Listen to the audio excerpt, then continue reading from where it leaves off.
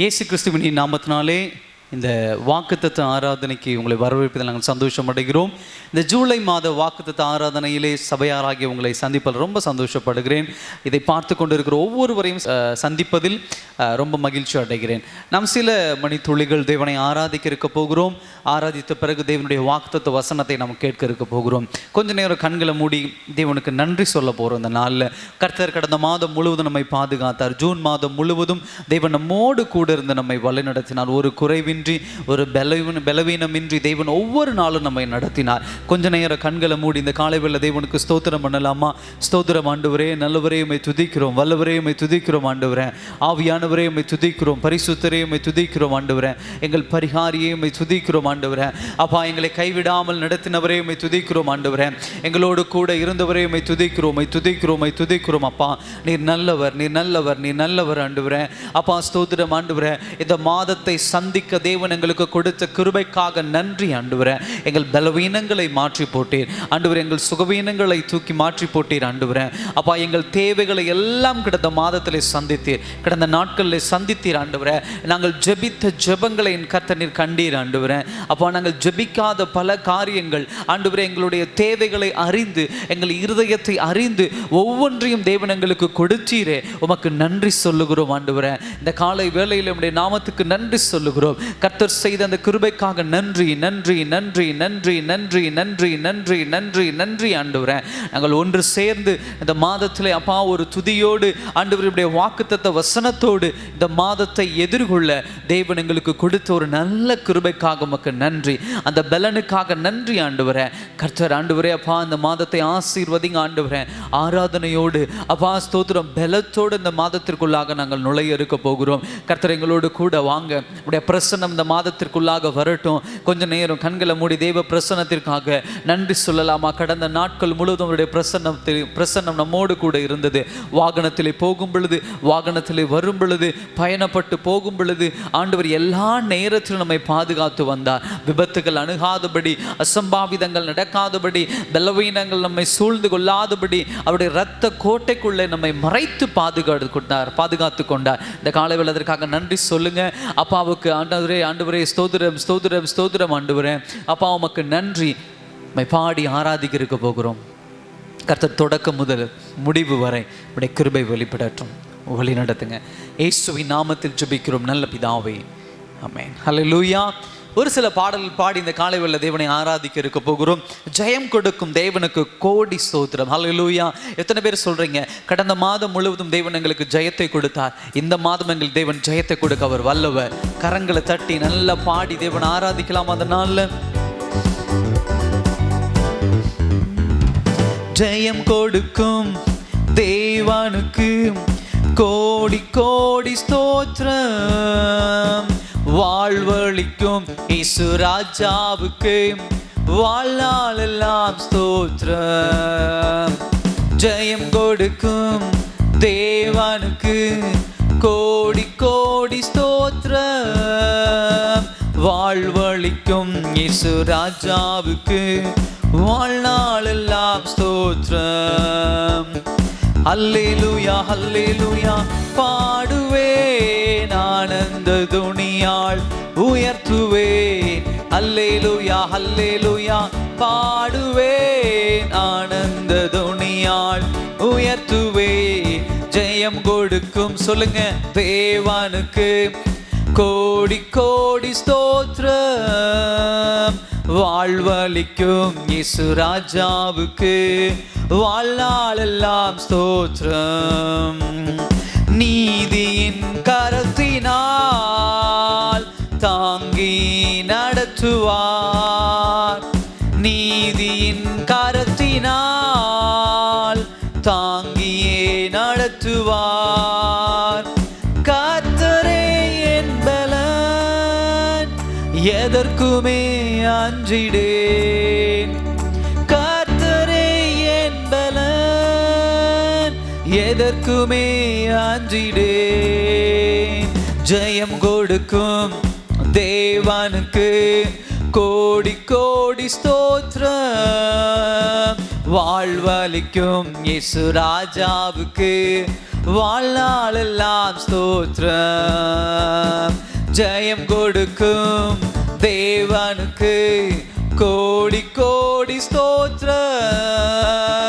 வாழ்வளிக்கும் இயேசு ராஜாவுக்கு வாழ்நாளெல்லாம் ஸ்தோத்திரம். அற்புதம் செய்பவர், அகிலம் படைத்தவர். சொல்லலாமா? அற்புதம் செய்பவர், அகிலம் படைத்தவர். யுத்தத்தில் வல்லவர்,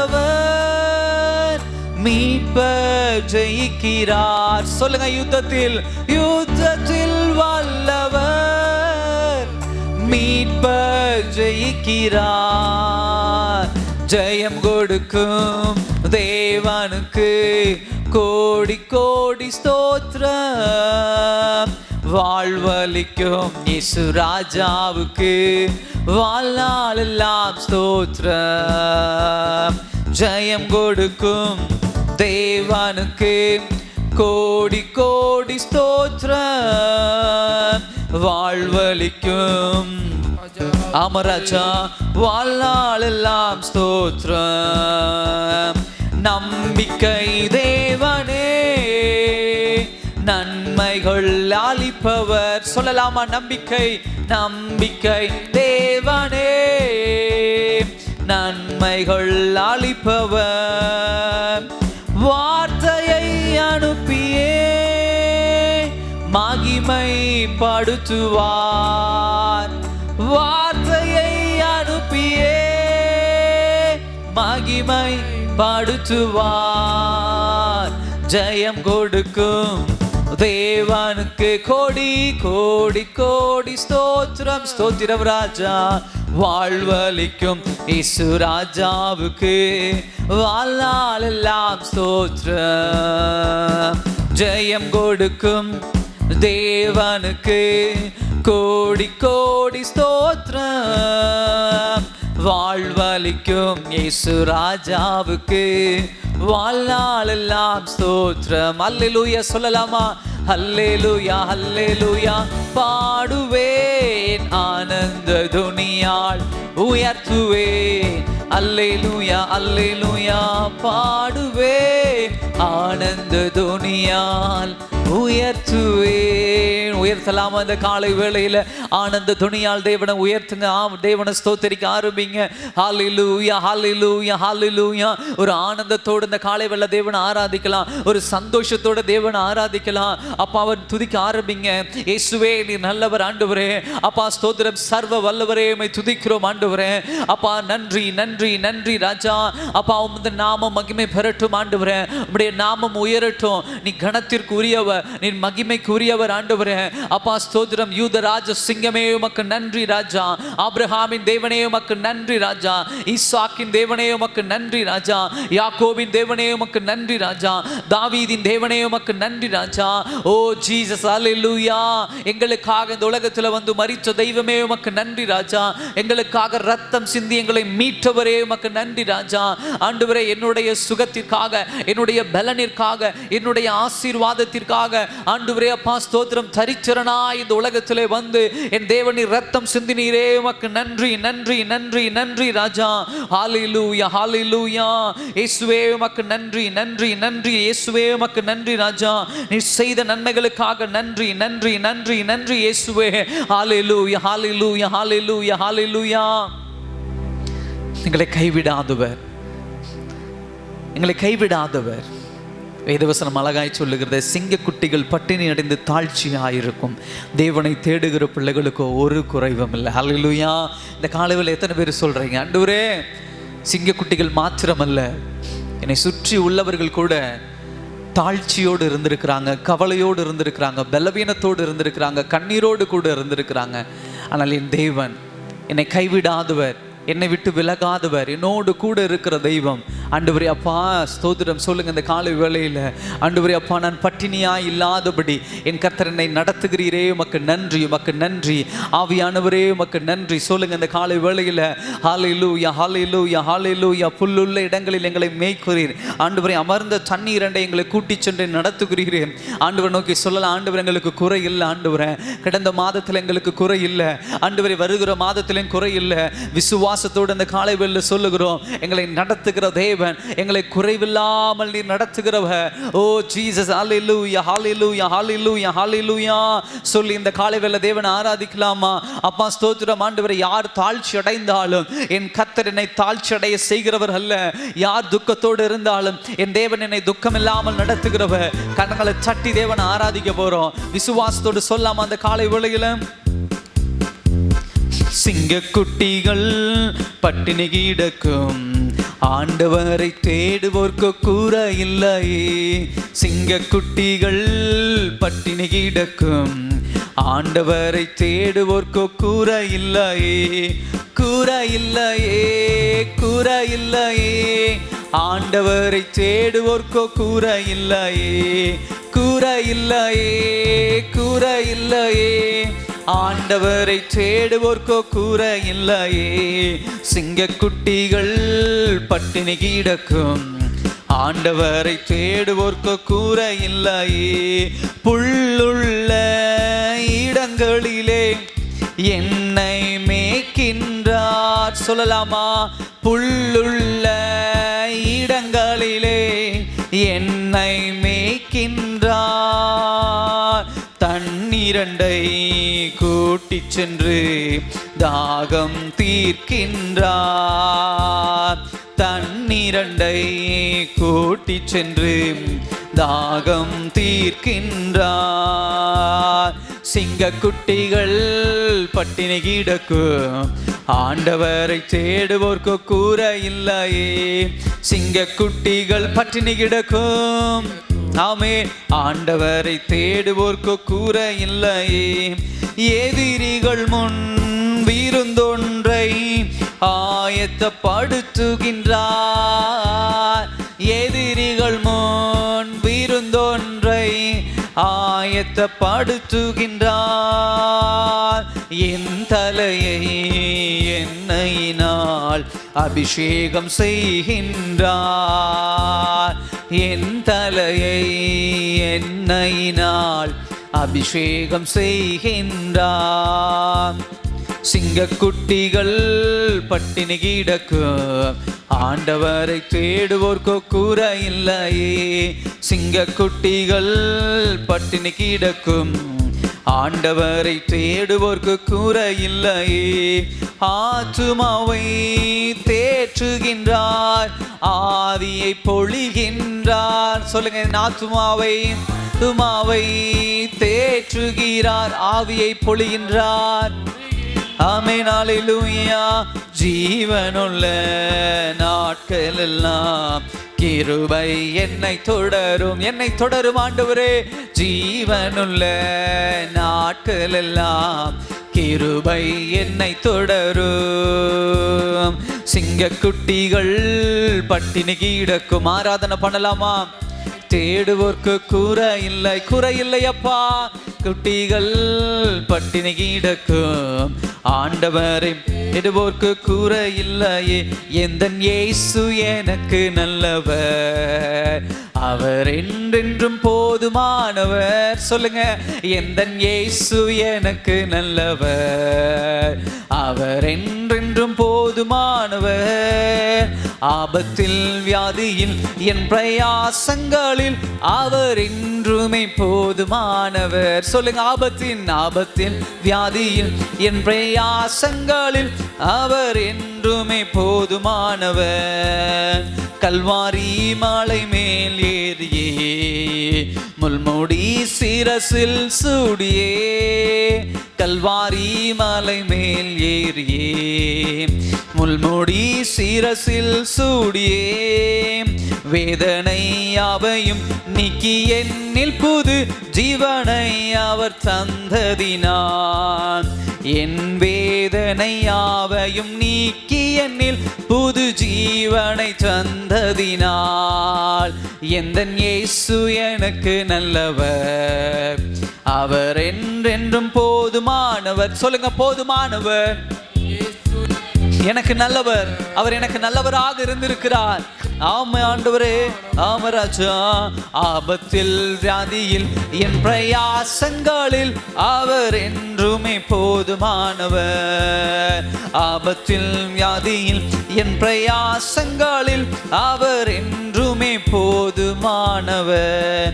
எந்தன் ஏக்கமெல்லாம் நீங்கி போம், கண்ணீர் யாவையும் துடைத்திடுவார். சொல்லுங்க, என் ஏக்கமெல்லாம் நீங்கி போம், கண்ணீர் யாவையும் துடைத்திடுவார். இயேசு ராஜாவாய் வானில் வெளிப்படும் நாள் நான் அவருடன் பறந்திடுவேன். இயேசு ராஜாவாய் வானில் வெளிப்படும் நாள் நான் அவருடன் பறந்திடுவேன். எந்தன் இயேசு எனக்கு நல்லவர், நல்லவர், நல்லவர், நல்லவர். சொல்லலாமா? என் போதுமானவர், போதுமானவர் ஆண்டவரே. எந்தன் இயேசு எனக்கு நல்லவர், அவர் என்றென்றும் போதுமானவர். ஆபத்தில் வியாதியில் என் பிரயாசங்களில் அவர் என்றுமே போதுமானவர். ஆபத்தில் வியாதியில் என் பிரயாசங்களில் அவர் என்றுமே போதுமானவர். ஹல்லேலூயா. சொல்லுங்க, என் ஏக்கமெல்லாம் தீர்த்து வைக்கிற தெய்வம், என் கண்ணீரை எல்லாம் காண்கிற தெய்வம், என் கவலைகளை எல்லாம் காண்கிற தெய்வம். ஆண்டவரே ஸ்தோத்திரம், ஸ்தோத்திரம் ஆண்டவரே. என் பலவீனங்களை காண்கிற தெய்வம் ஆண்டவரே. ஒவ்வொரு நாளும் என்னோடு கூட இருந்து அப்பா ஸ்தோத்திரம் ஆண்டவரே. நான் படும் துன்பங்களையும் துயரங்களையும் கண்டு எனக்காக பரிந்து பேசுகிற தெய்வமே, உமக்கு நன்றி ராஜா. உமக்கே ஒரு ஆராதனை இந்த காலை வேளையில. ஹல்லேலூயா, ஹல்லேலூயா, ஹல்லேலூயா. இயேசுவே உமக்கு நன்றி, உமக்கு நன்றி ராஜா. அப்பா வானங்களுக்கு மேலாக உயர்ந்தவரே உமக்கு நன்றி. ஹல்லேலூயா. இயேசுவே, இயேசுவே உமக்கே ஆராதனை. எங்களுக்காக ஆண்டவரே முள்முடி சூட்டினீரே, உமக்கு ஆராதனை. எங்களுக்காக கைகளிலே ஆணியை வாங்கினீரே, உமக்கு ஆராதனை. ஹல்லேலூயா. இயேசுவே சிலுவை சுமந்தவரே உமக்கு ஆராதனை ராஜா. அப்பா உமக்கு நன்றி. நல்ல துதிக்க ஆரம்பிங்க. கர்த்தர் செய்த நன்மைகள் நினைத்து பாருங்க. எத்தனையோ பலவீனங்கள் நேரத்துல, எத்தனையோ தனிமையின் நேரத்துல, எத்தனையோ ஆண்டவரே அப்பா ஸ்தோத்திரம் தலை கவிழ்ந்த நேரத்துல எல்லாம் ஆண்டவரே நான் வெட்கப்பட்டு போகாதபடி என்னோடு கூட இருந்து என்னை பலப்படுத்தி இந்த நாள் என்னை உயர்த்தி வைத்திருக்கிறவரே உமக்கு நன்றி ராஜா. ஆண்டவரே என் கரம் பிறரிடத்துல ஏந்தாதபடி கடந்த மாதங்கள் முழுவதும் கர்த்தர் என்னோடு கூட இருந்து நடத்தினீரே. நீ நல்லவர் ஆண்டவரே. ஹல்லேலூயா, ஹல்லேலூயா, ஹல்லேலூயா. விசுவாசத்தோடு நாங்கள் சொல்ல முடியும், ஆண்டவரே எனக்கு ஒரு தெய்வம் உண்டு, எனக்கு ஒரு நேசர் உண்டு, எனக்கு ஒரு அப்பா உண்டு. ஆண்டவரே என் கண்ணீரை காண்பதற்கு, என் வேதனைகளை காண்பதற்கு, என் பலவீனங்களை காண்பதற்கு, என் ஆண்டவரே அப்பா என்னுடைய சத்தத்தை கேட்பதற்கு ஆண்டவரே. ஹல்லேலூயா.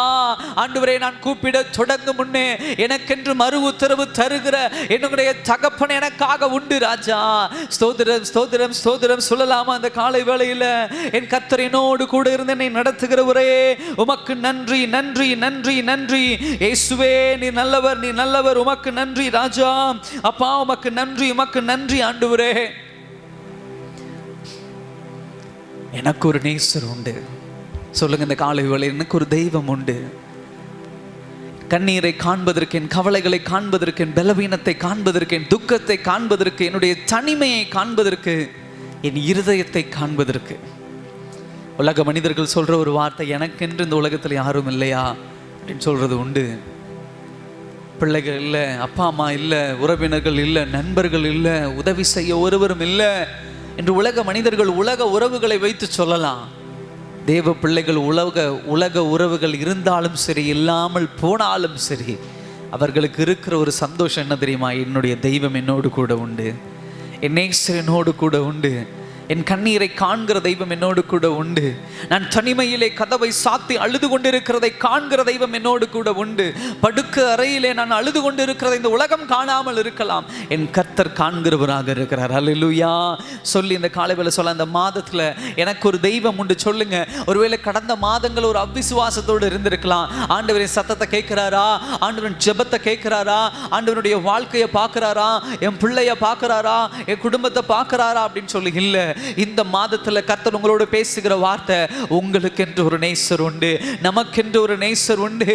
அவர் எல்லாவற்றையும் பார்த்து கொண்டுதான் இருக்கிறார். அந்த சூழ்நிலை வரும் பொழுது, ஒரு நேரம் வரும் பொழுது எல்லாவற்றிற்கான தீர்வை அவர் தருகிறவராக இருக்கிறார். அல்லேலூயா சொல்லி இந்த காலைவேளை முழுமனதோடு தேவனை ஆராதிக்கலாமா? விசுவாசத்தோடு சொல்லுங்க, இந்த ஜூலை மாதத்தில் எனக்கென்று ஒரு தெய்வம் உண்டு, எனக்கென்று ஒரு நேசர் உண்டு சொல்லி ஆராதிக்கலாம். அந்த நாள்ல நல்ல ஒரு உயர்ந்த ஆராதனை தேவனுக்கு கொடுக்கலாமா? எனக்கொரு நேசர் உண்டு, அவர்தான் இயேசு ராஜா. எனக்கொரு புகலிடம் உண்டு, அவர்தான் இயேசு ராஜா. எனக்கொரு நேசர் உண்டு, அவர்தான் இயேசு ராஜா. எனக்கொரு புகலிடம் உண்டு, அவர்தான் இயேசு ராஜா. அவர் நல்லவர், சர்வ வல்லவர், அன்பு நிறைந்தவர். அவர் நல்லவர், சர்வ வல்லவர், அன்பு நிறைந்தவர். என் வேதனைகளை அவர் பார்க்கிறார், என் கண்ணீரையும் அவர் காண்கிறார். என் வேதனைகளை அவர் பார்க்கிறார், என் கண்ணீரையும் அவர் காண்கிறார். ஏற்ற நேரத்தில் பதிலை தருகிறார், ஏற்ற நேரத்தில் பதிலை தருகிறார், பதிலை தருகிறார். அவர் நல்லவர், சர்வ வல்லவர், அன்பு நிறைந்தவர். அவர் நல்லவர், சர்வ வல்லவர், அன்பு நிறைந்தவர். எனக்கொரு நேசர் உண்டு, அவர்தான் இயேசு ராஜா. எனக்கொரு புகலிடம் உண்டு, அவர்தான் இயேசு ராஜா. அவர் செட்டையின் நிழலில் ஆறுதல், அவர் செட்டையின் மறைவில் ஆரோக்கியமே. அவர் செட்டையின் நிழலில் ஆறுதல், அவர் செட்டையின் மறைவில் ஆரோக்கியமே. ஏற்ற நேரத்தில் சுகத்தை தருகிறார், ஏற்ற நேரத்தில் சுகத்தை தருகிறார், சுகத்தை தருகிறார். அவர் நல்லவர், சர்வ வல்லவர், அன்பு நிறை. எல்லாரும் சொல்லாமா? நல்லவர், அவர் நல்லவர், அன்பு. ஆமாண்டவரே, அன்பு நிறைந்தவர். என் அலைச்சல்களை அவர் பார்க்கிறார், என் கண்ணீரை கணக்கிலே வைத்து கொள்கிறார். என் அலைச்சல்களை அவர் பார்க்கிறார், என் கண்ணீரை அவர் வைத்து கொள்கிறார். ஏற்ற நேரத்தில் உதவி செய்கிறார், ஏற்ற நேரத்தில் உதவி செய்கிறார், உதவி செய்கிறார். அவர் நல்லவர், சர்வ வல்லவர், அன்பு நிறைந்தவர். சொல்லலாமா? அவர் நல்லவர், சர்வ வல்லவர், அன்பு நிறைந்தவர், எனக்கொரு நேசருண்டு, அவர்தான் இயேசு ராஜா. எனக்கொரு புகலிடம் உண்டு, அவர்தான் இயேசு ராஜா. எனக்கொரு நேசருண்டு, அவர்தான் இயேசு ராஜா. எனக்கொரு புகலிடம் உண்டு, அவர்தான் இயேசு ராஜா. ஆண்டவரே, எனக்கு ஒரு நேசர் உண்டு ராஜா, எனக்கு ஒரு புகலிடமாக என் தேவன் நீர் இருக்கிறீர். என் கண்ணீரை காண்கிறீர், என் கவலைகள் எல்லாம் காண்கிறீர் ஆண்டவரே என்கிற விசுவாசத்தோடு இந்த ஜூலை மாதத்தை நாங்கள் எதிர்கொள்ள போகிறோம். கர்த்தர் எங்களோடு கூட இருந்து நடத்துங்க. உம்முடைய கரம் எங்களோடு கூட இருந்து வழி நடத்தட்டும். இயேசுவின் நாமத்தில் ஜெபிக்கிறோம் நல்ல பிதாவே, ஆமென். இப்பொழுதும் தேவனுடைய வாக்குத்தத்த வசனத்துக்கு நேராக நாம் செல்ல இருக்க போகிறோம். இந்த ஜூலை மாதத்திலே கர்த்தர் நமக்கு தர இருக்கிற வசனம் என்னவென்று சொன்னால், சங்கீதம் 18ஆம் அதிகாரம் 28ஆம் வசனம். சங்கீதம் 18:28 நான் உங்களுக்காக வாசிக்கிறேன். தேவரீர் என் விளக்கை ஏற்றுவீர், என் தேவனாகிய கர்த்தர் என் இருளை வெளிச்சமாக்குவேர். கண்களை மூடி தேவன் நோக்கி பார்க்கலாம். அன்பின் பிரலோக பிதாவே, இந்த வாக்குத்தத்த வசனம் ஆண்டவரே எங்களுடைய வாழ்க்கையில் இந்த மாதத்தில் நடக்கட்டும். ஆண்டவரே, நீர் கொடுத்தது வார்த்தை ஆண்டவரே, இந்த வார்த்தை எடுத்துக்கொண்டு இந்த மாதத்தில் நாங்கள் பயணம் செய்ய போகிறோம். கர்த்தர் எங்களோடு பேசுங்க, வழி நடத்துங்க. இயேசுவின் நாமத்தில் ஜெபிக்கிறோம் நல்ல பிதாவே, ஆமென். ஹல்லேலூயா. தேவரீர் என் விளக்கை ஏற்றுவீர், தேவனாகிய கர்த்தர் என் இருளை வெளிச்சமாக்குவார். ஹல்லேலூயா. சகோதர சகோதரியே, இந்த சங்கீதங்களின் புஸ்தகம் தாவீது எழுதின ஒரு சங்கீதம். இந்த சங்கீதத்தினுடைய ஒரு மைய வார்த்தையாக நாம் எதை சொல்லலாம்னா விடுவிப்பார். இந்த விடுதலை குறித்து அதிகம் இதில் என்ன பண்ணும், பேசப்படும்.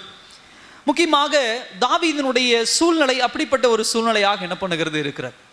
தாவீதினுடைய வாழ்க்கையை நீங்கள் பார்க்கும் பொழுது ஆரம்ப காலகட்டத்தில் ஒரு ஜெயமுள்ள ஒரு வாழ்க்கை போல நமக்கு தெரியும்.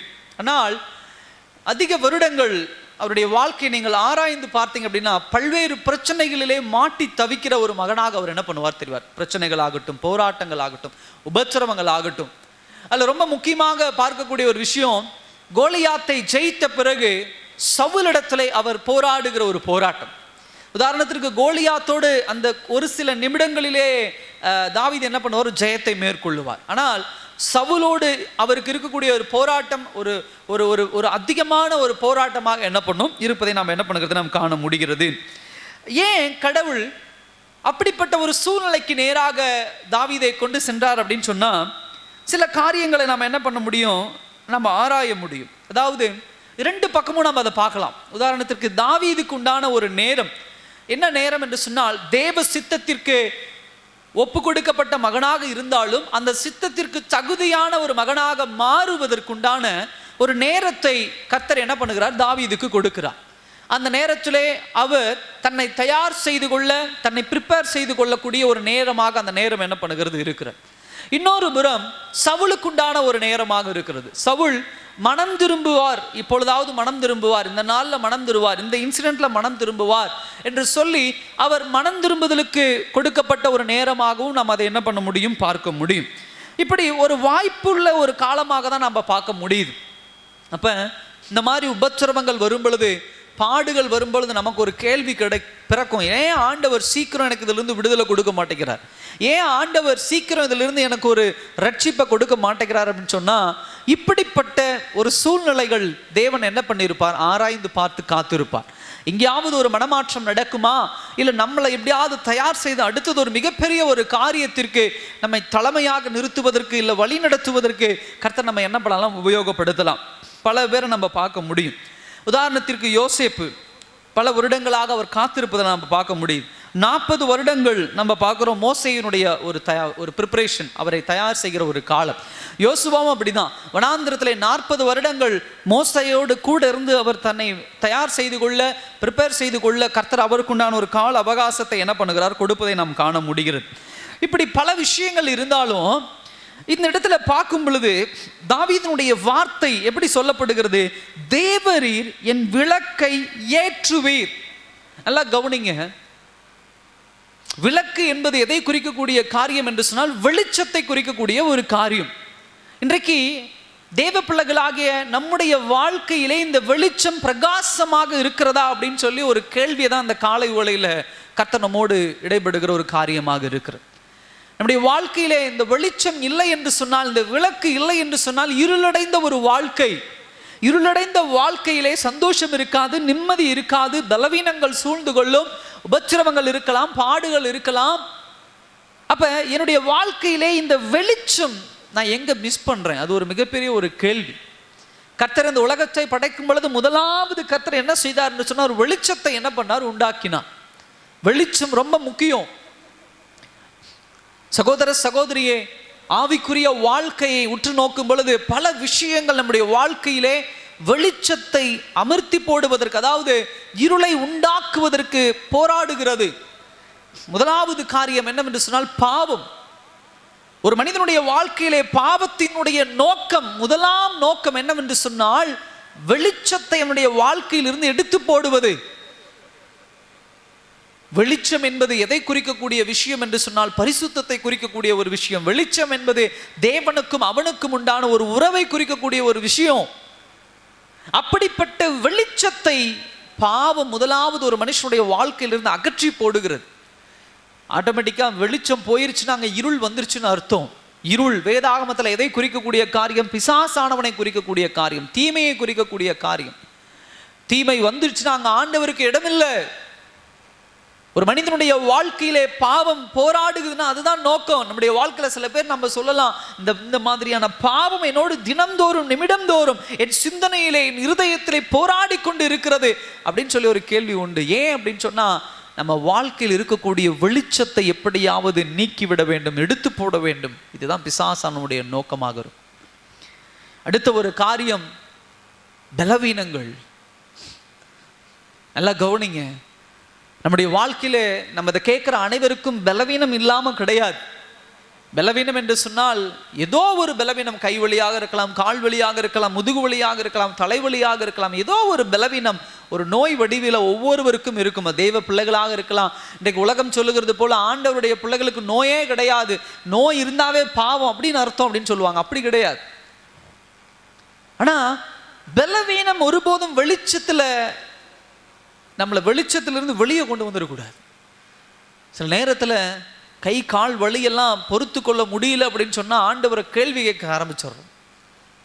இந்த பலவீனம் நமக்கு என்ன செய்யும்? நம்முடைய வாழ்க்கையில் இருக்கக்கூடிய ஆவிக்குரிய வாழ்க்கையினுடைய அந்த எரிகிற தன்மையை என்ன பண்ணிடும் அப்படின்னா அப்படியே குறைச்சி போட்டுரும். அந்த பலவீனத்தோடு எதிர்த்து நிற்கக்கூடிய, பலவீனத்தோடு போராடுகிற ஒரு ஜனத்தை கர்த்தர் இந்த நாளில் என்ன பண்ணுகிறார்? நம்ம இடத்துல தேடுகிறார். விழுந்து போகிற ஜனம் அல்ல.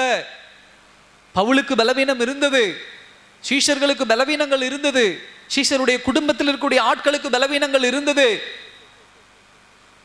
சகோதர சகோதரியை, பலவீனம் ஒருபொழுதும் ஆவிக்குரிய வாழ்க்கையில ஒரு தடையாக இருந்திருக்கூடாது. பலவீனம் என்பது கர்த்தர் நம்முடைய வாழ்க்கையில சில நேரத்தில் அனுமதித்திருப்பார் நம்மை தயார் செய்வதற்காக.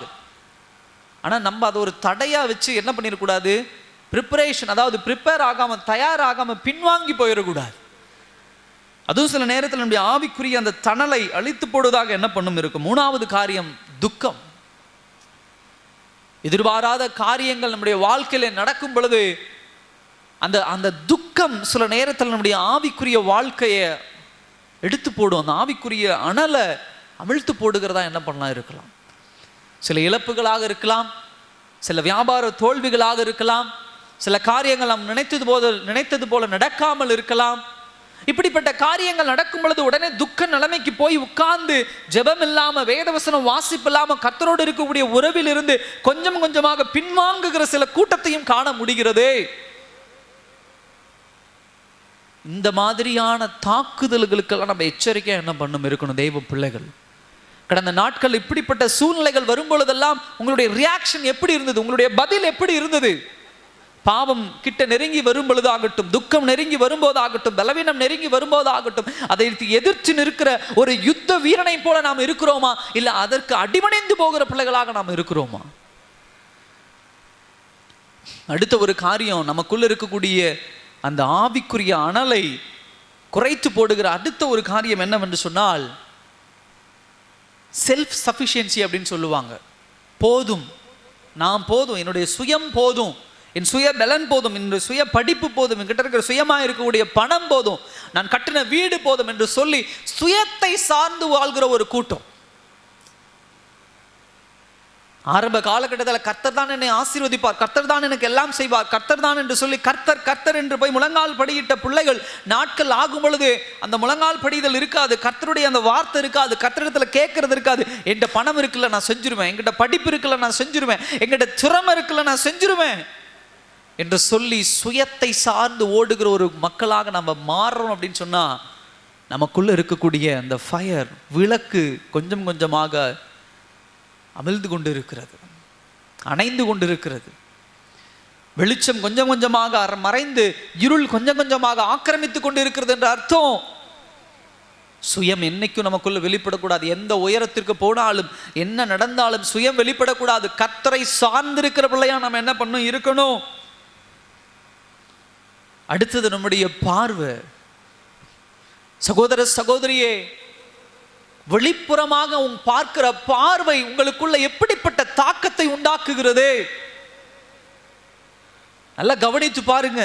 தேவ பிள்ளைகள் சபைக்குள்ள வரும்போது இருக்கக்கூடிய அந்த தாகம், சபைக்குள்ள இருக்கக்கூடிய அந்த பலன், ஆவிக்குரிய வாழ்க்கையில முன்னாட்கள்ல இருந்தக்கூடிய அந்த தாகம் பலன் இந்த நாட்கள்ல குறைவு அப்படின்னு சொன்னா என்ன விஷயம்னு பார்த்தோம் அப்படின்னா, பாவம் நான் பண்ணல, தவறுகள் நான் எதுவும் பண்ணல, ஆனா வெளிப்புறமாக இருக்கக்கூடிய என்னுடைய பார்வை வித்தியாசப்படுகிறது. ஒருவருடைய வீட்டை நோக்குகிறது, ஒருவருடைய வாகனத்தை நோக்குகிறது, ஒருவருடைய நகைகளை நோக்குகிறது, ஒருவருடைய வெளிப்புறமான அவருடைய வசதியை நோக்குகிறது. ஏதோ ஒரு காரியம் வெளிப்புறமான உலகப்புறமான காரியங்கள் என்னை ஈர்க்கிறது என்று சொன்னால் என்னுடைய விளக்கு கொஞ்சம் கொஞ்சமாக அணைந்து கொண்டு இருக்கிறது என்று சொல்லி அர்த்தம். மாம்ச கண்கள் வெளிப்புறமாக அதிக நோட்டமிட்டு கொண்டு இருக்குது, நோட்டத்தை சாருகிறது அப்படின்னு சொன்னா ஆவிக்குரிய கண்கள் கொஞ்சம் கொஞ்சமாக மங்க ஆரம்பிக்கும். என்றைக்கும் ஆவிக்குரிய கண்கள் நல்லா பிரைட்டா இருக்கணும். மாம்ச கண்கள் மங்குவதில் ஒரு பிரச்சனையும் கிடையாது. சில காரியங்கள் நான் பார்க்கல, சில காரியங்கள் நான் கேட்கல, சில காரியங்கள் என் கண்ணுக்கு தெரியல, ரொம்ப சந்தோஷம், அந்த உடை எனக்கு பெருசா தெரியல. ஒரு 2-3 பேர் நம்ம ஒருத்தரை சந்திக்கிறோம் அப்படின்னு சொன்னா அவர்கள் அந்த இடத்தை விட்டு போனதுக்கு அப்புறம் ஒரு கேள்வி கேட்பாங்க. அவங்க நகையை பார்த்தீங்களா, அவங்களுடைய சாரியை பார்த்தீங்களா, அவங்களுடைய வாகனத்தை பார்த்தீங்களா, அவங்க கையில் அணிந்திருந்த நகையை பார்த்தீங்களா அப்படின்னு கேட்பாங்க. ஒருத்தர் சொல்லுவார், நல்லா பார்த்தேன், நான் இந்த டிசைன்ல இருந்தது, இப்படி இருந்தது அப்படின்னு சொல்லி. இன்னொருத்தர் சொல்லுவார், இல்லை நான் சரியா அவங்கள பார்க்குறேன், என் முன்னாடியே அவங்க நின்று கொண்டு இருந்தாங்க, அவங்க என்ன கலர் ஆடை உடுத்திருந்தாங்க, எவ்வளோ விலை உயர்ந்த ஆடை உடுத்திருந்தாங்க, சரியா தெரியல, நான் அதை கவனம் வைக்கல அப்படிம்பாங்க. வித்தியாசம் புரியும். நம்ம எதுல அதிக மன விருப்பம் கொண்டிருக்கிறோமோ அதை தான் கண்கள் அதிகமாக தேடுகிறதாக இருக்கிறது. இப்படி அதிகமாக தேடும் பொழுது நம்முடைய ஆவிக்குரிய வாழ்க்கையிலே ஒரு மிகப்பெரிய இம்பாக்ட், ஒரு தாக்குதலை அது உண்டாக்கும். இல்ல, தேவ பிள்ளைகளுடைய பார்வை எப்பொழுதும் ஆவிக்குரிய பார்வையா இருக்கணும். உலகபூர்வமான பார்வையா என்ன பண்ணக்கூடாது, இருக்கக்கூடாது. அடுத்தது ஆசை, சுய ஆசை, சுய விருப்பங்கள், இந்த மாதிரியான காரியங்கள் நமக்குள்ள வளருகிற சுயமாய் எழும்புகிற காரியங்கள்ல தேவ பிள்ளைகள் ரொம்ப கவனமா இருக்கணும். ஒரு காரியத்தை கர்த்தர் நமக்குள்ளே தூண்ட செய்கிறாரா, எழும்ப செய்கிறாரா, இல்லை எனக்குள்ளே தூண்டப்படுகிற காரியத்தினுடைய வேர் எங்கிருந்து வருகிறது? கவனிங்க. உங்களுடைய ஆவிக்குரிய விளக்கு அணைந்து போக கொண்டிருக்கிறதுக்கு காரணம் அதுதான். நீங்க யோசிக்கிற காரியம், நீங்கள் ஆசைப்படுகிற காரியம் கர்த்தர் உங்களுக்குள்ளே உருவாக்கினதா, வேத வசனம் உங்களுக்குள்ளே உருவாக்கினதா, பரிசுத்த ஆவியானவர் உங்களுக்குள்ள கொண்டு வந்தாரா? எங்கிருந்து அந்த ஆசை பிறக்கிறது? ஒரு ஆத்தும ஆதாயம் என்பது வேத வசனத்தில் இருந்து தூண்டப்படுகிற ஒரு காரியம். சுவிசேஷத்தை அறிவிக்கணும் என்கிற வேட்கை ஒரு மனிதனுக்குள்ள பிறக்குது அப்படின்னு சொன்னா ஆவியானவர் அவனுக்குள்ளே தூண்டப்படுகிற ஒரு காரியம். ஒருவருக்காக மன்றாடுகிற ஆசை வருது அப்படின்னு சொன்னா, ஒரு விருப்பம் தோன்றுது அப்படின்னு சொன்னா, இதெல்லாம் ஆவிக்குரிய வாழ்க்கையின் அந்த விளக்கு எரிந்து கொண்டு இருக்கிறதுக்கு உண்டான ஒரு அடையாளமாக நம்ம இதெல்லாம் என்ன பண்ண முடியும், பார்க்க முடியும். ஆனால் எனக்குள்ளே தோன்றுகிற ஆசைகள் என்னென்ன ரொம்ப கவனிக்க வேண்டிய காரியம் அதுதான். உலகபூர்வமான ஆசைகள் என்னுடைய இருதயத்தில் அதிகம் தோன்றுகிறது என்று சொன்னால், உலகபூர்வமான விருப்பங்கள், உலகபூர்வமான இச்சைகள் எனக்குள்ளிருந்து அதிகமாக ஒரு மேல் எழும்புகுதுன்னு சொன்னால், என்னுடைய ஆவிக்குரிய விளக்கை அணைத்து போடுகிற ஒரு காரியமாக அது என்ன பண்ணுகிறது இருக்கிறது. அடுத்த ஒரு காரியம், கடைசி ஒரு காரியம், அடுத்தவர்கள் என்ன ஒப்பீனியன் வச்சிருக்கிறாங்க, எல்லாம் ஆவிக்குரிய வாழ்க்கையை அணைத்து போடுகிற ஒரு விஷயம். நிறைய இடங்கள்ல தாவீதினுடைய வாழ்க்கையை பார்க்க முடியுது. பல பேர் தாவீதுக்கு வந்து அட்வைஸ் கொடுக்குறாங்க. ஒரு நாள் சவுல் படுத்து கிடக்கிறாரு. அப்ப யோசுவா வந்து சொல்றாரு, யோவாப் வந்து சொல்றாரு, தாவீதினுடைய படைத்தளபதி யோவாப் வந்து சொல்றாரு, தாவீது இந்த நேரத்துல நம்ம என்ன பண்ணிடுவோம், நம்ம சவுலை கொலை செய்து விடுவோம். அடுத்தவனுடைய ஒப்பீனியன், அடுத்தவனுடைய பார்வை, இதை இப்படி செய்யலாம், அது அப்படி செய்யலாம், இது இந்த மாதிரி செய்யலாம். தாவீது சொல்றாரு, இல்ல இல்ல, அவர் தேவன் அவருக்கு மேல ஒரு அபிஷேகம் வச்சிருக்கார், அவர் மேல கை வைக்க ஏமாத்திரும். ஒரு நாள் இயேசு கிறிஸ்து மலை மீது மோசையோடும் எலியாவோடும் பேசிக்கொண்டு இருக்கிற பார்த்த பேதுரு வந்து சொல்றாரு, 3 கூடாரம் கட்டும் ஆண்டவரை, நம்ம இங்கே தங்கிரும். அடுத்தவருடைய ஒப்பீனியன், பார்வை. உங்களுடைய வாழ்க்கையில், நம்முடைய வாழ்க்கையிலே மற்றவர்களுடைய பார்வை, அதுக்கு நோக்கி ஓடிட்டு இருக்கிறோமா, இல்லை அதை கேட்டு அதை செஞ்சுட்டு இருக்கிறோமா, இல்லை தேவ சத்தியத்தை கேட்டு செய்கிறோமா? ரொம்ப கவனிக்க வேண்டிய விஷயம். சகோதர சகோதரியே, இப்படிப்பட்ட ஒரு சூழ்நிலையில் இருக்கிறோம் அப்படின்னு சொன்னா, நம்ம எப்படி ஆண்டவர் நம்முடைய விளக்கை ஏற்றுவார்? இந்த மாதத்துல கர்த்தர் நம்மோடு பேசுற வார்த்தை அதுதான். இப்ப சின்ன சின்ன ஒரு நெகட்டிவான காரியங்கள்லாம் பார்த்தோம். இந்த மாதத்துல கர்த்தர் செய்ய இருக்கிற காரியங்களை கொஞ்சம் நம்ம தியானிக்க போகிறோம்.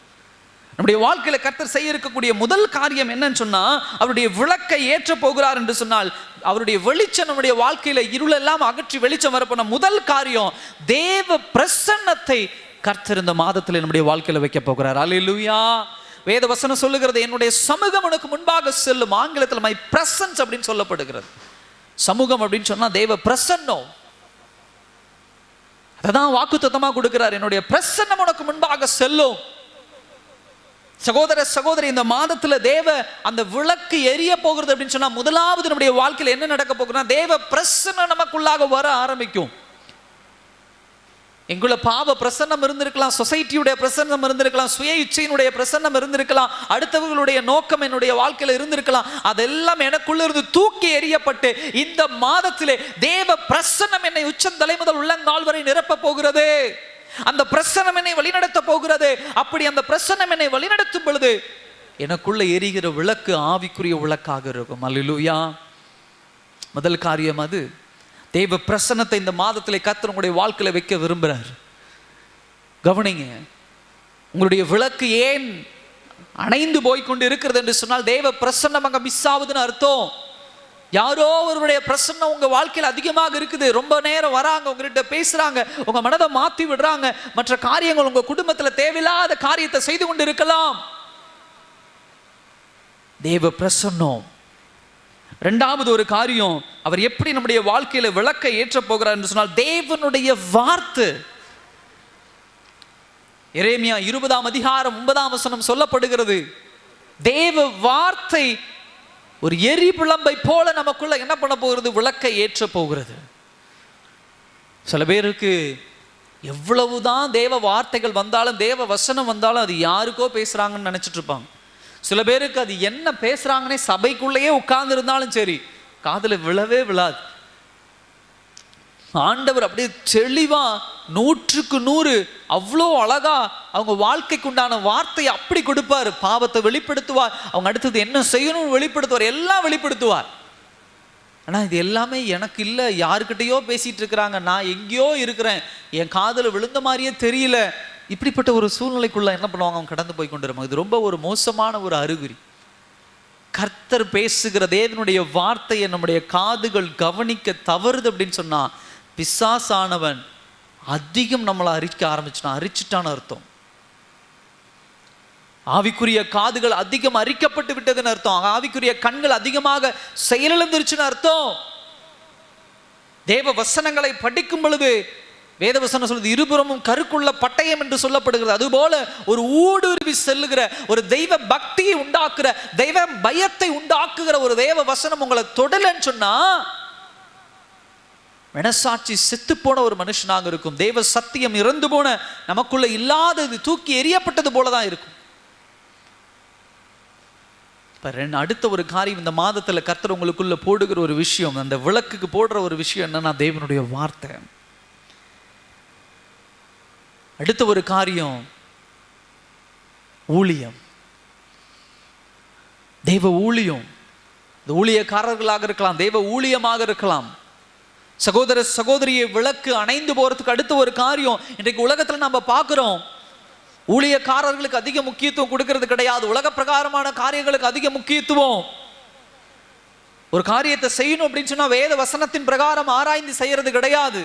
ஒரு காரியத்தை எப்படி செய்வோம்? அது நல்ல காரியமாக இருக்கலாம், ஒரு மரணமாக இருக்கலாம், ஒரு திருமணமாக இருக்கலாம், ஒரு குழந்தை பிறப்பாக, எல்லா விஷயங்களும் சரி வேத வசனத்தை ஆராய்ந்து அதன்படி செய்கிற பிள்ளைகளாக இருக்கிறோம்னா இல்லை உலக காரியங்கள், உலக சடங்குகள், உலக கலாச்சாரங்கள், அப்படிப்பட்ட காரியத்துக்கு தான் இன்னைக்கு அதிக முக்கியத்துவம் கொடுத்து கொண்டு இருக்கிறோம். தேவனுடைய சமூகத்தில் உட்கார்ந்து தேவ ஊழியக்காரங்கிட்ட உட்கார்ந்து கேட்கிற பண்பு இல்லை. பாஸ்டர் இது எப்படி செய்யணும், இந்த விஷயத்தை எப்படி பண்ணணும், இந்த ஜெபம் எப்படி நடத்தணும், இந்த நல்ல காரியத்தை எப்படி கொண்டு போகணும், இந்த நல்ல காரியத்துக்கு எந்தெந்த காரியங்களை செய்யணும் இல்லை. யாரையோ கூப்பிட்டு இதை வைங்க, அதை வைங்க, இதை செய்யுங்க, அதை செய்யுங்க, கடைசியா பாஸ்டர் ஒரு வார்த்தை கூப்பிட்டு ஒரு ஜெபம் பண்ணிட்டு போயிருங்க. தேவனுக்கு முக்கியத்துவம் இல்லை. ஒரு மனிதனுடைய வாழ்க்கையில தேவனுக்கு முக்கியத்துவம் கொடுக்கிறான், தேவ பிரசன்னத்துக்கு முக்கியத்துவம் கொடுக்கிறான். முதலாவது தேவனுடைய வார்த்தைக்கு ஃபர்ஸ்ட் அவங்க கொடுப்பாங்க இம்பார்ட்டன்ஸ். தேவ வார்த்தைக்கு முக்கியத்துவம் கொடுப்பாங்க. அதுதான் முதல்ல நிற்கும். அங்க வேதவசனத்துல வாசிக்கிறோம், எல்லா பரிசுத்தவான்கள், தீர்க்கதரிசிகள், வழி நடத்துபவர்கள் எல்லாம் காத்திருக்கிறார்கள் தேவ வசனத்துக்காக. நாங்க என்ன செய்யட்டும் ஆண்டவரே? செங்கடல் கிடக்கிறது, பின்னாடி அந்த பார்வோனுடைய சேனை வருகிறது, எல்லாம் போய் கேட்கிறாங்க, மோசே இப்படி பண்ணலாம் அப்படி பண்ணலாம். மோசே சொல்றாரு, எல்லாம் அமைதலா இருங்க, காத்திருங்க தேவ சமூகத்துல, ஆண்டவர்கிட்ட கேளுங்க தேவனுடைய வார்த்தை என்னன்னு.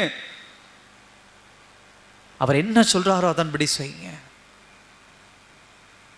ரொம்ப முக்கியமான காரியம் அது. அடுத்தது தேவனுடைய மகிமை. இந்த மாதத்துல கர்த்தர் நமக்கு கொடுக்கிற வார்த்தை அதுதான். உங்க வாழ்க்கையில தேவ மகிமை வெளிப்பட ஆரம்பிக்குதுன்னா நீங்க புரிந்து கொள்ளலாம், என் வாழ்க்கையிலே கர்த்தர் விளக்கை ஏற்றுக்கொண்டு இருக்கிறார். அல்லேலூயா. தேவ மகிமை எப்படியெல்லாம் வெளிப்பட உங்க வாழ்க்கையில கவனிச்சு பாருங்க. உங்களுடைய நடையில, உங்களுடைய பேச்சில, உங்களுடைய சிந்தனையில, உங்களுடைய செயல்பாடுகள்ல, உங்களுடைய தொழில்ல, எல்லாவற்றிலும் தேவன் மகிமைப்பட்டு கொண்டே இருப்பார். நீங்க செய்யற எல்லா விஷயத்திலும் கடவுள் அவங்களை ஆசீர்வதிக்கிறார், கடவுள் அவங்களோடு கூட இருக்கிறார், குடும்பத்துல கடவுள் பாதுகாப்பா இருக்கிறார். பிள்ளைகளுடைய வாழ்க்கையில தேவனுடைய மகிமை வெளிப்படுகிறதா? தொழில்ல தேவனுடைய மகிமை வெளிப்படுகிறதா? கர்த்தருடைய மகிமை எந்த அளவுக்கு நம்முடைய வாழ்க்கையில வெளிப்பட ஆரம்பிக்கிறதோ அந்த அளவுக்கு ஆசீர்வாதம். சுய மகிமை இல்லை, சுய காரியங்கள் இல்லை, கர்த்தருடைய மகிமை வெளிப்படணும். மற்றவர்கள் பார்த்து சொல்லணும், கர்த்தருடைய மகிமை அடையாளப்படுத்தணும். இன்றைக்கு மோசே தேவனுடைய கூடாரத்திலிருந்து வெளியே வந்தோன்னு சொன்னாங்க, மோசேனுடைய முகம் வித்தியாசமாக பிரகாசமாக இருக்கிறது. ஆனா அது மோசேக்கு தெரியல. தேவன் அவரோடு கூட இருக்கிறதை மக்கள் அடையாளம் கொண்டார்கள், தேவ பிரசன்னம் அவருக்குள்ள இருக்கிறத மக்கள் அடையாளம் கண்டு கொண்டார்கள். இன்னொரு இடத்துல பார்க்கிறோம், சீஷர்களை கொலை செய்வதற்கு வகை தேடும் பொழுது தேவ பிரசன்னம் அவர்களோட கூட இருக்கிறதை இந்த ஜனங்கள் உணர்றாங்க. அப்போஸ்தலர் நடவடிக்கைகள் புத்தகத்துல அவங்கள அடிச்சு மட்டும் விட்டுறலாம், அவங்கள நம்ம எதுவும் பண்ணக்கூடாது அப்படின்னு சொல்லி என்ன பண்றாங்க, அவங்கள விட்டுறாங்க பயந்துட்டு. தேவ மகிமை நம்முடைய வாழ்க்கையில் என்ன பண்ணும், வெளிப்பட ஆரம்பிக்கணும். அடுத்தது அப்ரூவல். தேவனுடைய அனுமதி இல்லாமல் நம்முடைய வாழ்க்கையிலே கடந்த நாட்களில் நாம் செய்த பல காரியங்கள் தான் நம்முடைய வாழ்க்கையினுடைய தீமைக்கு அது வேறாய் இருக்குது. எல்லா விஷயங்களையும் அவங்க சொன்னாங்க, இவங்க சொன்னாங்க, இவங்க இப்படி செய்ய சொன்னாங்க, அவங்க அப்படி சொன்னாங்க, இவர்களுடைய அப்ரூவல், அவர்கள் ஆமா அவர்கள் அப்படி செய்யலாம்னு சொன்னாங்க, அந்த மாதிரி நடக்கும்னு சொன்னாங்க. யார் யாரோ கேட்டு அனுமதி பெற்று ஒரு காரியத்தை நம்முடைய வாழ்க்கையில செயல்படுத்தி கொண்டு இருக்கிறோமோ தவிர தேவனிடத்தில் அனுமதி கேட்டோமா? இந்த ஜூலை மாதத்துல கர்த்தர் நம்மோடு பேசுகிற வார்த்தை அதுதான். கர்த்தருடைய அனுமதி இந்த மாதத்துல நமக்கு தேவை. எல்லா விஷயங்களிலும் சரி, 10 ரூபாய்க்கு ஒரு பொருள் வாங்குறதா இருந்தாலும் சரி, 10 லட்சம் ரூபாய்க்கு ஒரு பொருள் நீங்க வாங்குறதா இருந்தாலும் சரி, ஒரு இடத்துக்கு போறதாகட்டும், ஒரு இடத்துக்கு வரதாகட்டும், ஒரு பொருட்கள் வாங்குறதாகட்டும், ஒரு காரியத்தில் செய்யறதாகட்டும், என்னுடைய கரம் ஒரு காரியத்தில் செயல்படுகிறதா இருக்கட்டும், எதுவா இருந்தாலும் தேவ அனுமதி வேணும். கர்த்தர் அப்ரூவல் பண்ணதுக்கு அப்புறம் தான் நான் செய்வேன், அது வரைக்கும் காத்திருப்பேன். ஹல்லேலூயா. அது ரொம்ப முக்கியம். ஏன்னா தாவீது அந்த விஷயத்துல ரொம்ப கரெக்டா இருந்தார். நம்ம வேத வசனத்தை வாசிக்கிறோம், தாவீது தான் என்ன பண்ண போறாரு அப்படின்னு சொன்னா, கோலியாத்தை வீழ்த்த போறாருன்னு அவருக்கு என்னென்னமோ உடைகளை உடுத்துறாங்க, ஈட்டிகளை கொடுக்குறாங்க, ஆயுதங்களை கொடுக்குறாங்க, என்னென்னமோ பண்றாங்க. அவன் காத்திருக்கிறான் தேவ அப்ரூவலுக்காக. எதுக்கு? கர்த்தர் எதை என் கையில கொடுக்க போறார். கர்த்தர் சொன்னாரு, போய் கூழாங்கல்ல எடு. கர்த்தர் அப்ரூவல் பண்ணது அதுதான். அதுதான் என்னுடைய வாழ்க்கை இருளாய் இருந்த வாழ்க்கை வெளிச்சமாய் மாற்றும். ஆசீர்வாதம் இல்லாத ஒரு வாழ்க்கை ஆசீர்வாதமாய் மாற்றும். பலவீனமான என்னுடைய வாழ்க்கை பலசாலியா என்னை மாற்றும். இதெல்லாம் தாவீதுகிட்ட இருந்த ஒரு குவாலிட்டிஸ், தாவீதுக்குள்ள இருந்த ஒரு திறமைகள். இந்த மாதிரியான திறமைகள். இது திறமை என்பது சுயமாய் வளர்த்துக் கொள்வதல்ல. தேவ சத்தத்துக்கு கீழ்ப்படிவது, தேவனுடைய வார்த்தைக்கு கீழ்ப்படிவது, தேவ பிரசன்னத்திற்குள்ளாக போவது, தேவ ஊழியத்திற்கு மதிப்பு கொடுப்பது, தேவனுடைய மகிமைக்கு மதிப்பு கொடுக்கிறது, தேவ அனுமதிப்பது, இதெல்லாம் ஒரு திறமை. கிறிஸ்தவனுக்குள்ள அதுதான் திறமையோ தவிர கை திறமை, கால் திறமை, பேச்சு திறமை அதெல்லாம் இல்லை. என் திறமை என்னன்னு யாராவது கேட்டாங்கன்னா, கர்த்தருக்கு கீழ்ப்படுகிறதாங்க என்னுடைய திறமை.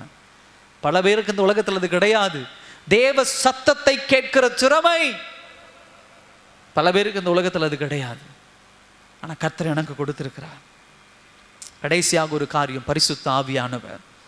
அப்போஸ்தலர் நடவடிக்கைகள் 2ஆம் அதிகாரம் 3ஆம் வசனம் சொல்லப்படுகிறது, பரிசுத்த ஆவியானவர்கள் அந்த மேல் வீட்டறையில இறங்கும் பொழுது அங்க எப்படிப்பட்ட ஒரு மிகப்பெரிய ஒரு மாற்றம் ஏற்படுகிறது. ஒரு வெளிச்சம் அங்க உண்டாகிறது. என்ன வெளிச்சம்? அந்த வெளிச்சத்தை எடுத்துக்கொண்டுதான் உலகம் முழுவதும் சென்று சீஷர்கள் ஆக்குங்கள் என்கிற தேவனுடைய கட்டளை எடுத்து பயணம் பண்ணாங்க. இன்னைக்கு பரிசுத்த ஆவியானவருடைய அபிஷேகம் அப்படின்னு சொன்னா அதை நம்ம எப்படி பயன்படுத்துறோம்? குதிக்கிறதுக்கும் ஏதோ பேசுறதுக்கும் இல்லையே. பரிசுத்த ஆவியான அபிஷேகம் பெற்றுனா குதிக்கிறது, இதுதான் விழுகிறது, சத்தமா பேசுறது, இதுதான் அபிஷேகம் இல்லை. ஒரு மனிதனுக்குள்ள பரிசுத்த ஆவியானவருடைய அபிஷேகம் வந்துட்டா அது சும்மா இருக்காது. அவன் சும்மா அவனை வீட்டுக்குள்ள அடைக்க வைக்க முடியாது. சும்மா வேலைக்கு போயிட்டு வந்து வீட்டில் உட்காருன்னு சொல்ல முடியாது. அவன் சும்மா இருக்க முடியாது. தேவன் அவனுக்கு கொடுத்த கட்டளை எடுத்துட்டு என்ன பண்ணுவான்? பயணம் பண்ண ஆரம்பிச்சிருவான். சுவிசேஷம் சொல்ல ஆரம்பிச்சிருவான். தேவ ஊழியத்தில் தன்னை பங்கு கொள்ள ஆரம்பிப்பான். தேவனுக்கென்று எழுந்து நின்று ஊழியம் செய்கிற மகனாக இருப்பான். இந்த ஜூலை மாதத்தில் பரிசுத்த ஆவியானவருடைய அபிஷேகம் பெற்றிருக்கிற நீங்க ஒரு கேள்வி கேட்கணும் உங்களுக்குள்ள. நான் பரிசுத்த ஆவியானவர் அபிஷேகம் பெற்றிருக்கேன் அப்படின்னு சொன்னா என்னுடைய வாழ்க்கையிலே அந்த அபிஷேகம் இதுவரைக்கும் என்ன செய்தது? எத்தனை ஊழியத்தில் நான் பங்கெடுத்தேன், எத்தனை பேருக்கு நான் சுவிசேஷம் சொன்னேன், எந்தெந்த கிராமங்களை சுற்றி நான் ஜெபித்தேன். அந்த அபிஷேகம் என்னை சும்மா வச்சிருக்காது. அடுத்த ஒரு பாயிண்ட் சொல்லப்படுது. அதை சொல்றாரு, என் தேவனாகிய கர்த்தர் என் இருளை வெளிச்சமாக்குவார். வெளிச்சம் அப்படின்னு சொன்னா கடைசி ஒரு காரியத்தை சொல்லி முடிக்கிறேன். இந்த மாதத்துல எனக்குள்ள வெளிச்சம் வர ஆரம்பிச்சிருச்சு. நான் ஏற்கனவே சொன்னது போல இதெல்லாம் கடந்த ஒரு சில பாயிண்ட் என் வாழ்க்கையில நடக்க ஆரம்பிச்சிருச்சுன்னா ஆட்டோமேட்டிக்கா என்கிட்ட இருந்து இருள் ஃபர்ஸ்ட் நடக்கிற பாயிண்ட், இருள் என்னை விட்டு போக ஆரம்பிக்கும். இருள் என்னை விட்டு போகுதுன்னா பாவம் என்னை விட்டு போக ஆரம்பிக்கும், பலவீனங்கள் என்னை விட்டு போக ஆரம்பிக்கும், துக்கமான காரியங்கள் என்னை விட்டு போக ஆரம்பிக்கும், மனசோர்வு உண்டாக்குற காரியங்கள் என்னை விட்டு போக ஆரம்பிக்கும். கொஞ்சம் கொஞ்சமாக எல்லாம் ஆதிக்கம் செய்து கொண்டிருந்த காரியங்கள் விலக ஆரம்பிக்கும் பொழுதுதான் வெளிச்சம் அதனுடைய தாக்கத்தை அதிகமாக எனக்குள்ள செலுத்தும்.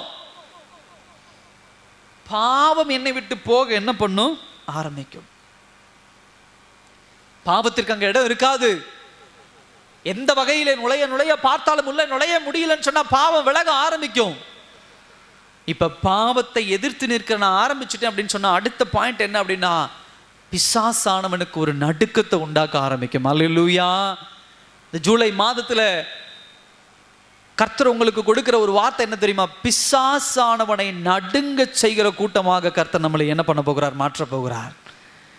பிசாசு நம்மளை நடுங்க செய்கிறவனா சில நாட்கள் இருந்திருக்கலாம். இந்த மாதத்திலிருந்து அவனை நடுங்க செய்கிற ஒரு காரியம், பாவத்திற்கு அங்கே இடம் இல்லை அப்படின்னு சொன்னாவே முடிஞ்சு போச்சு. அவனுடைய செயல்பாடு, அவனுடைய ஆக்டிவிட்டிஸே என்ன அப்படின்னு சொன்னா, பாவத்தை எப்படியாவது உள்ள நுழைச்சு அந்த குடும்பத்தை சதைச்சிடணும், அந்த பிள்ளையை சதைச்சிடணும், அவங்களுடைய ஆவிக்குரிய வாழ்க்கையை உடைச்சு போட்டுடணும், அவங்களுக்குள்ள என்ன பண்ணும்?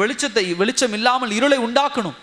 ஆனா பாவமே நுழைய முடியலன்னா பிசாசானவன் நடுங்க ஆரம்பிப்பான். இந்த பக்கம் வந்து பார்ப்பான், அந்த பக்கம் வந்து பார்ப்பான், இப்படி வந்து பார்ப்பான். வேதவசனம் சொல்லுகிறது, பிசாசான் திருடனை போல வருவானா. திருடன் எந்த வழியில வருவான்னு சொல்ல முடியாது. எந்த பக்கம் வேணா வர முயற்சி பண்ணலாம். அதே போலதான் பிசாசானவன் ஏதாவது ஒரு வழியில உள்ள வந்துடலாமா என்று நுழைஞ்சு பார்க்கும் பொழுது தேவ பிரசன்னம், அபிஷேகம், அதே போல தேவனுடைய வார்த்தைக்கு உண்டான கீழ்ப்படிதல், பரிசுத்த ஆவியானவர் இத்தனை பேர் நம்மளை சுற்றி இருக்கும் பொழுது அவன் எந்த பக்கம் நுழைய முடியலன்னா அவனுக்குள்ள நடுக்க வர ஆரம்பிச்சிடும். ஐயோ, இந்த மனுஷனை கெடுக்க முடியலையே, இந்த ஆத்துமாவை கெடுக்க முடியலையே, இந்த குடும்பத்தை கெடுக்க முடியலையே, இந்த குடும்பம் சந்தோஷமா இருக்கிறது, மகிழ்ச்சியாக இருக்கிறது என்று சொல்லி அவன் கொஞ்சம் கொஞ்சமாக விலக ஆரம்பிப்பான், ஓடி போக ஆரம்பிப்பான்.